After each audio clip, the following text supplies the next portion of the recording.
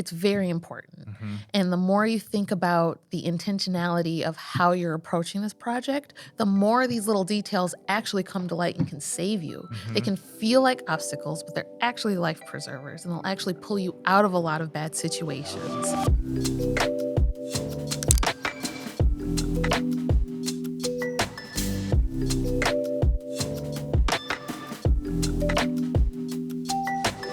Hi, welcome back to Unlocked, a podcast about growing your business through the power of video.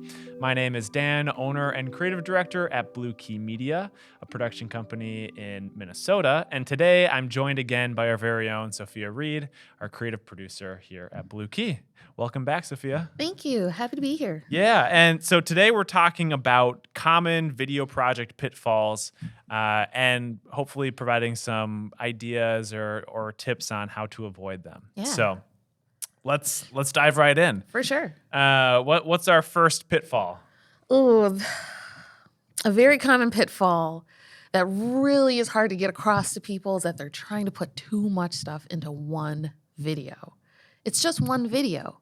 If you want to get as much information out into the public as possible, you might want to start thinking about creating more projects and more deliverables, but a common pitfall is oversaturation into one project. And what's the downfall of that? I mean, it might seem counterintuitive to try and narrow down the message in a video or try to only focus on a few things versus cramming every single piece of information about your company or your product or service. Yeah. I mean, then that's totally understandable. I mean, you want to get the most bang for your buck, but you can actually do the exact opposite. Really, at the end of the day, video is about engagement. You need someone to sit there and watch the video. If they're getting pummeled by all this information and data and all these stories, and even if it's just too long, people aren't going to be able to retain anything that you're giving to them. So if you're trying to put too much into one video, you actually might end up getting less information delivered to your audience. Yeah, that's a really good point. And I think that idea of if you try to say everything to someone, you end up saying nothing to everyone. Yep. And so figuring out what is like that most important thing that needs to be communicated. And, if you only have 2 minutes to a video, but you're trying to cram in, 10 ideas, I mean, how many seconds is dedicated to each idea then? Exactly. Versus a 2-minute video focused on one idea means that 2 minutes is entirely dedicated to like getting the most out of the topic or the message. And you're right, the viewer walks away with more. Exactly. So for sure. So less is more. Another common pitfall is that people aren't distributing their videos onto the right platforms.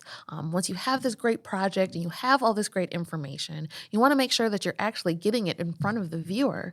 That can also be a greater conversation about where you want to do it, where you want to have people engaging with it. Is this your website? Is this with client sales and with pitches and things like that? But if you're not thinking about that, you might end up missing the mark. Yeah, and to that point, a lot of times people overthink, dollar allocation to ad spend, and so they put all this money into a great video, but it's designed to be advertised on social media, or it needs a little bit, because in all reality, like social media, if you're putting things on there and you want to drive results, you're likely going to need to put some sort of ad spend behind it. Yeah. So if you don't think about that until the very end, there might not be budget, might be harder talking with, your executives or your boss to be able to get that approval. So That's a very good point. So when should we start thinking about distribution? Ooh, think about distribution early. I would say that should be one of the first things you talk about during pre-production. What video are you making and where is it going? Yeah. All right. What's next? What other kind of pitfalls do we got? I would say not having a clear direction for the tone and the mood for your video. I feel like it's really great to have an idea where it's like, I want this to appeal to everyone, but that can also make it kind of a flat story. You Mm. don't want that. You want to have a very clear idea of how you want your video and your project to actually impact and make an impression on the viewer. Yeah. So when you can find that tone, you can find the mood, even the pacing. Do you want this video to be fast and lots of quick cuts, kind of Mhm. action style? Or do you want it to be more informational and slower and intentional? When you don't make those decisions early, you end up getting none of those elements that can really help engagement. Right. Yeah. And it's hard to change it. Like once you get into post-production, you can do quite a bit in post-production, but you can't do everything. And so if you don't film it in the right way or you haven't asked the right questions to be able to communicate that tone, Exactly. you're screwed. You're out of luck once you get to the post-production side of things. Yeah, exactly. I mean, that's another reason why pre-production kind of takes a lot of time, is because you're really fleshing out what the viewer is going to see before you've even filmed it or even Mhm. recorded it. And so, expecting that to come out later is betting high. Yes. So what about call to action? Are there common pitfalls around that? Yeah, you really want to think about what the bottom line is for making this video. And if you want a call to action, you really need to have all of the elements of what that call to action is going to be.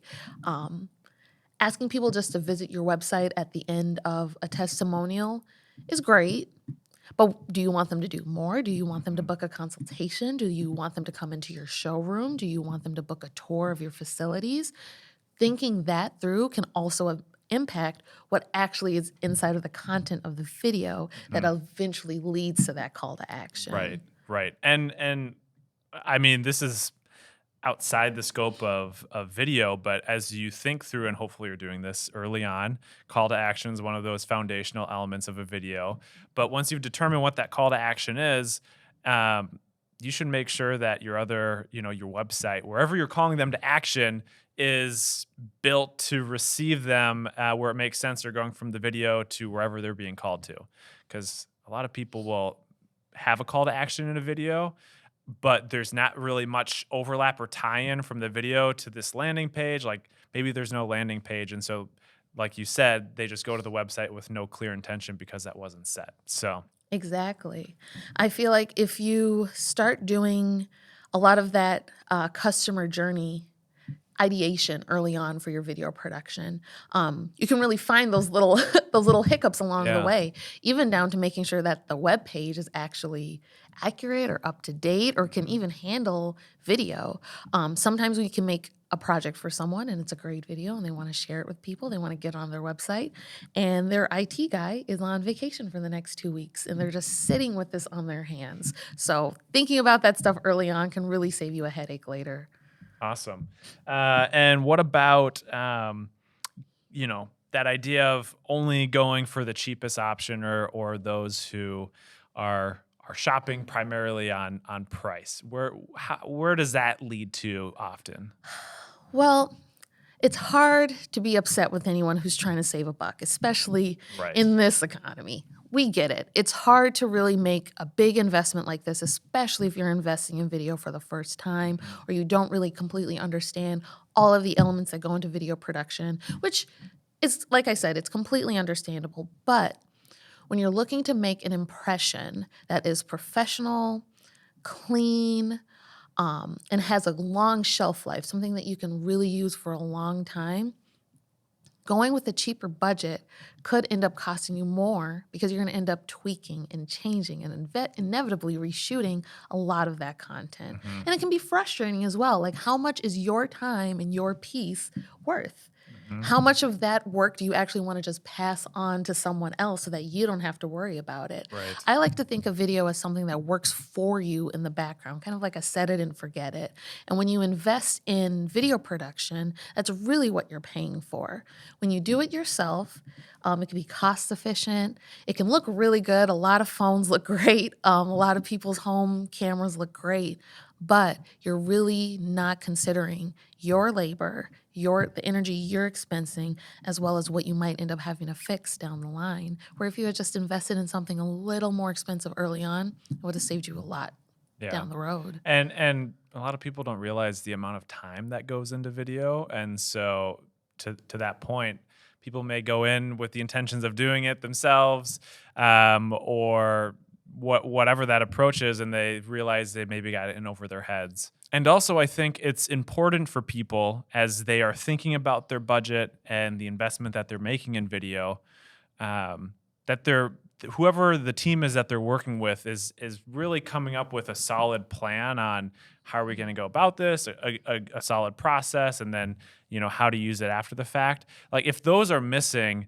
you're right.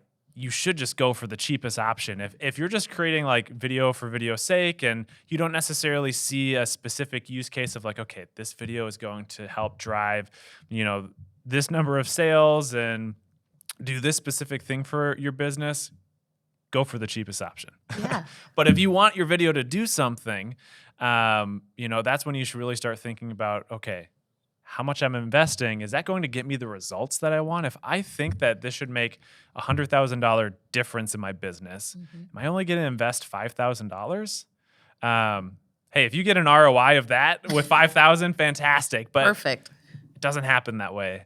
And it's hard to make it happen that way. Yeah, it is. And I would argue that finding a way to invest in video is finding a way to invest in the greater project, the greater call to action, the greater bottom line. So if you're really trying to make maybe new clients feel more comfortable and just give them an introduction, something quick, something simple, something sweet, maybe you don't need a full production. Right. But if you're launching a new product or service, or you're opening a new location, you're franchising, and you really need to make a great impression, I personally wouldn't recommend a cheaper option. I'd recommend something that makes sure that you put your best foot forward. Yeah, great point. Great point. What else is there on common pitfalls? Ooh, one that I personally deal with a lot. I do a lot of the pre-interviewing here at Blue Key Media, and I talk to a lot of clients about their subjects and trying to fit too many subjects into one story. It can feel... And when we say subject, we mean like the people we're interviewing. Yeah, right? exactly. The people that we're sitting down, talking to, getting their side of whatever messaging that we're working on that Right. day. It's great to want to include your boss and the CEO and your favorite employee and yourself and your work wife. It's all great. But maybe they're not all delivering the exact message, a cohesive message, and a universal message as cleanly as we could if we could pick one or two subjects. Right. It can be difficult trying to tell someone like, hey, you're great, but we're not going to keep you in the video. We might have to cut you. That's frustrating. And that's a situation that you can actually avoid on the back end during pre-production with pre-interviews and passing that on to production companies so we can actually help shape and sew together all of these stories so we Right. can find exactly who needs to be in it. Yeah, and that's a great point. It helps with budget when you don't interview too many people because it costs more to interview more people and Yeah. it takes longer to edit. And so you're right. If you can really focus in on who are the most important people and realizing that, just because you're not interviewing everybody doesn't mean that, their voices aren't necessarily being represented. Exactly. And the other thing too, and we run into this with more of the nonprofit side of things where we're telling, these individual stories. A lot of people want to focus on like, hey, we want to showcase 3 people's stories in one video or 4 people. And they have great intentions of trying to really like show a swath of their services and the people Yeah. to impact. But it becomes so much more difficult for the viewer to make a connection when we're jumping between 4 storylines and we only have 3 minutes. And so then that means, you only get like 45 seconds of each person's story in a 3-minute video. And how do you create a strong connection, emotional connection that's going to drive results if you only have 45 seconds? You're not giving their experience enough justice. So Yeah. I think that is definitely another area where focusing in on your subjects and not having too many will improve your project. Absolutely. Another pitfall that I do think about is the location pitfall. There are so many things that can go into getting a perfect location for a production. I personally prefer a studio because we have more control that way. But when we're filming on location, it can have the best lighting, the best architecture, but what is going on in the background? Does this place have a lot of high feet, like foot traffic? Are there going to be Yeah. people coming in and out? If they do come in and out, are the doors loud when they close? Yeah. Is there an echo in the space? There's other elements that when you get there might look great, but as soon as the cameras start rolling, that's when you might realize like, oh, this might not be the perfect location. Yeah. My favorite one about location is lawn maintenance. If you're filming at a corporate place, like when does your lawn maintenance come? Are they going to come exactly at the time that we're interviewing people and their lawnmower is going to be driving by? I can't tell you how many times that's happened. I mean, in Minnesota, when does the heat kick on? Are we going to Yeah. hear the fan start turning on in the background? Exactly. Things you got to think about. Yep. And for those of you who are watching this, no, we're not actually sitting next to a really warm, beautiful green outside. This is a studio. Yeah. So this is, you can create a lot of really cool looks in a studio. Exactly. Just a shameless plug for. There's a lot of ways to make a studio space feel like you're on a cozy, comfortable location without all the hassle of negotiating all of those other elements. Yep. Absolutely. Well, is there anything else we should talk about before we wrap things up? I mean, the only other thing I would say is that as time consuming and as detail oriented as pre-production may seem, it's very important.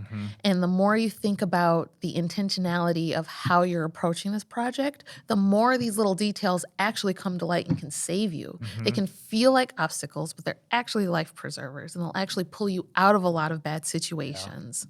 Yeah, that's a great point. And if the whole pre-production process feels really overwhelming, that's what a great video team with an all-star producer like Sophia can do to make your project more seamless.